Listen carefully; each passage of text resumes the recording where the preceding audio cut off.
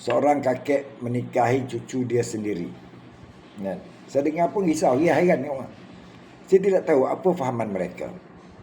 Walaupun sedangkan dalam bukan agama Islam pun, datuk menikahi cucu sendiri tak boleh. Apatah lagi mereka dalam Islam. Kan? Dan dia tanya, bapa si perempuan tu pula, anak seorang tua tu ustaz, abang dia pun ustaz, tapi menikahi dengan kakek dia. Kan? Amat malang lah. Tapi alhamdulillah, perkara-perkara sedemikian tidak berlaku di negara kita.